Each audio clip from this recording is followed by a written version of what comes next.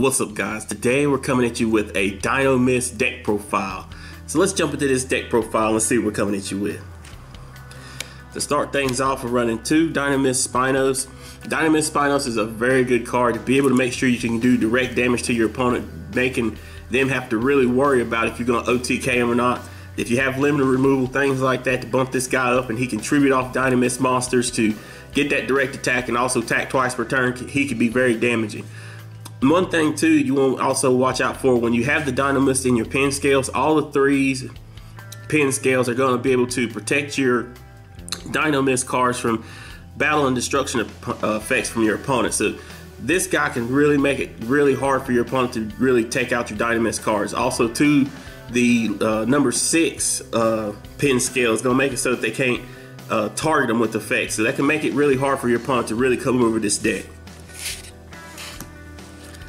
We're also running two Dinomist Rex. Rex is very good. Same thing, he's going to be able to tribute off a Dinomist monster to be able to get that second attack after you've done swung one good time. Or also too, you can also, to make sure you get that non-targeted removal spin back to the deck, that can be very helpful. We're running 3 of the Ceratop. Ceratop is just good. If you got a Dinomist card on the field already, you can special summon this card from the hand. It's not a once per turn, so you know, it's one of those cards that if you have one out there, it gets destroyed, you can special summon it right back again. It's very useful and can help you go into some really nutty plays. We're also running 3 Brachion. This guy's a Cyber Dragon for the deck. If your opponent has a monster out there, you got nothing, special summon him out to the field and just keep going with those crazy plays. We're also running 3 Petron. Petron is just very useful. Whenever he destroys an opponent's monster, he's going to allow you to get a search. You usually want to go for your Dinomist charge. That way you can start getting your pluses going. But he's a very useful card and helps set up a lot of your plays. We're running through 3 Plesios. Plesios is, you know, I like to get this guy out as soon as possible. To be able to get this guy out, for every Dinomist card on the field, he's going to drop your opponent's monsters down by 100 points. So if you have Dinomist Charge, Dinomist Howling, 2 pin scale setup, then this guy, your opponent's going to start looking at some major attack point losses, and that can help you, you know, really get over some really established boards. We're also running 2 Acleos. This guy, I like him. He's a banisher for the deck. He allows you to, for every Dinomist that you have on the field, if they do battle with an opponent's monster, it's going to make it so that they can just banish that monster straight after it's destroyed by battle. So that can be very useful. You know, you start seeing a lot of problematic monsters pop up. Get one of your big monsters, run it over. No problem, just banish that card out and make your opponent start minusing after that. We're also running some hand traps in the deck. You know, the deck is very good at what it does. If you can keep your opponent at bay, you can really, you know, make your opponent be in some really bad situations. And Ash Blossom, it's a common now. Get it while you can. Yes, it's an expensive common, but the thing about it is this card can really help you to slow down your opponent whenever they're starting to get those crazy searches or any crazy plays that they're wanting to do. Stop them right then and there. That way you can get your board set up and start doing the plays you want to do. Same thing with Effect Veiler. Effect Veiler is very useful. Your opponent, a lot of monster effects right now really help to get decks rolling. So if you can stop the right monster at the right time, it can be very useful to you and really stop your opponent. And that is it for the monsters. For the spell cards, we're running 3 Dinomist Charge. Dinomist Charge is very useful for this deck. It helps to get the ball rolling for the deck. Whenever you play this card, it allows you to search out one of your Dinomist monsters. Also too, whenever your Dinomist monsters end up getting destroyed and sent to the top of the extra deck, it allows you to add that card right back to hand. So that can keep you with the hand advantage and help you keep the ball rolling for the deck. I'm also trying out 2 Morea Gree. Morea Gree works out pretty good. Another card that you can use in place of this would be Ignite Reload. It does similar to the same thing. But the thing I like about this is if you have 2 high levels like Dinomist, Spinos, or Rex in your hand and you really can't make no plays with them, send them back into the deck, draw 3 new cards. Hopefully those will be the cards that you need to set up the board the way you want to. But I like it, the fact that it can just take those useless monsters that you don't need, put them back in and straighten your hand out.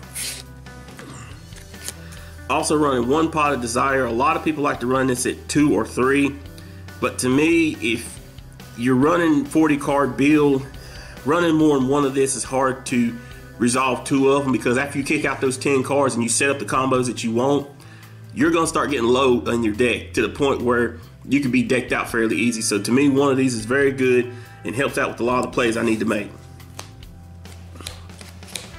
Also running 2 Instant Fusion. There's a lot of plays that can be made where you have one of your Dinomist on board that you use special summon and you can bring out things like Panzer Dragon for free and just go into whatever plays you might need to go into. So that can help you to get an extra monster on board and just, you know, make more plays. Also running 1 Monster Reborn, and this is for the just simple. There's a lot of times the Dinomist monsters are going to be going to the graveyard because of the XYZ materials, and when they go into the graveyard, you can get them back with other cards like Miss Starboy, things like that. But having a Monster Reborn that you can just special summon Spinos, pin summon 2 monsters, just hit directly, that's very useful to you, and you ain't got to worry about all the extra little stuff. And lastly, for the spell cards, running 2 Limited Removal. Limited Removal is very useful in this deck. A lot of times your opponent forgets that you have Limited Removal. You can have it set face down. Your opponent attacks into one of your weak monsters. You bump it up with Limited Removal, especially like cards like Patreon. And then when you destroy the monster, you get a search. So it's very useful to you. Even though he's going to get destroyed at the end phase, you still get the search and you're still going to get that advantage. And that is it for our spell cards. For the trap cards, we're running 3 Dinomist Howling. Dinomist Howling is the card you would like to see your first turn. You're not going to be able to generate the pluses off of it when you first see it, but whenever you activate it, the fact that you get 2 pin scales set up right out the gate.